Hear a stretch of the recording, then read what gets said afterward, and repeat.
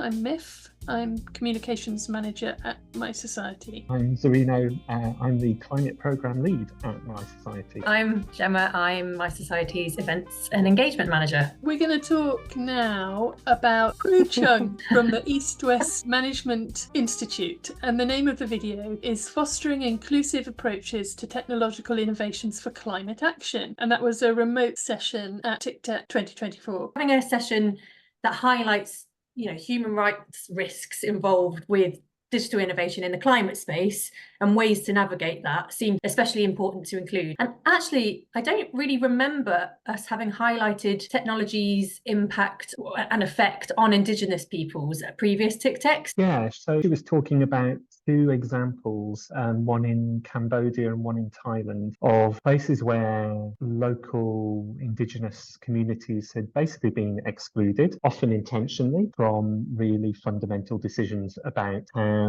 the climate crisis was being addressed in their area in ways that really would affect them, big infrastructure projects and implementation of things like biodiversity credits. And she described them as like technocratic approaches to the climate crisis. You could feel warm and fuzzy and like everybody's doing the right thing because they're using these wonderful phrases, carbon financing and biodiversity credits and all of these things.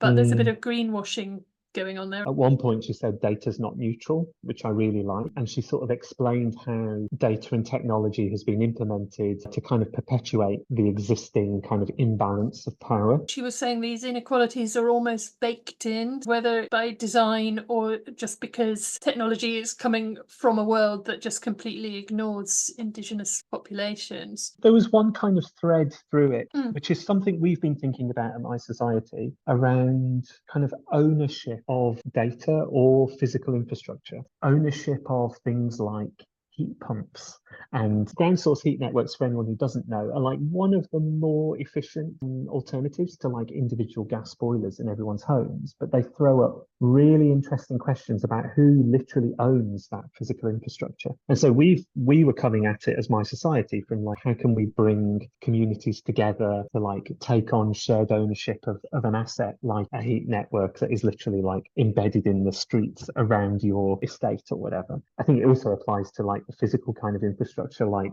Pryou was talking about. She gave an example of a mangrove protection scheme and how communities were meant to look after these mangroves, but they only got like 20% share of profits of what comes out of the mangrove, whereas somebody else, I assume the organisations that set this up or who invested in the first place, they get 80%. Nice for them. I think one of the things we've been wondering is like, is there a fairer way to try and do that through things like community share offers or like local non-profits and co-ops? Like, are there ways we can use civic tech to try and give those organisations an unfair advantage in a way? Pryou's presentation really made me reflect on some of our previous discussions that we've had internally about reducing our carbon emissions and carbon offsetting. At the moment, mySociety does carbon offset, not to projects that are protecting rainforests, like red projects like Pryou mentioned, but it raises the difficulties that there are in those sort of projects. And for us, it seemed like doing that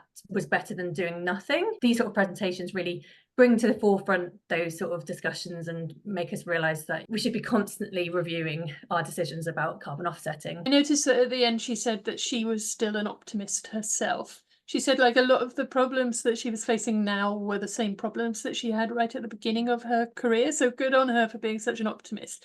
But she says, I still believe that AI and data-driven technology could be a solution. We're still battling the same systemic injustices and imbalances as when I started my career. I would have loved her to go into why she believes AI and other data-driven technologies can be the solution. But I think, her focus was, talking about those power imbalances that still do exist. These feel like really deep structural problems, and me being based in the UK, like I think we're probably missing some of the kind of historical and cultural kind of social aspects of that. But when I sort of apply it to what we've been thinking about here in the UK, I think it does give me some hope. Things like Kate, our Climate Action Plan Explorer, the scorecard, even the Local Intelligence Hub, they're all about scrutiny and transparency of local government decisions. Admittedly, we're not talking about indigenous populations here, but there are communities in the UK who are really on the breadline, who are often completely excluded from decision, either because they don't feel they have a voice, they can't participate in decision making or policy making, or they're just busy single mums who don't have time to turn up to a consultation exercise. And so some of the stuff we've been doing here in the UK, and I think some of the other topics throughout the whole of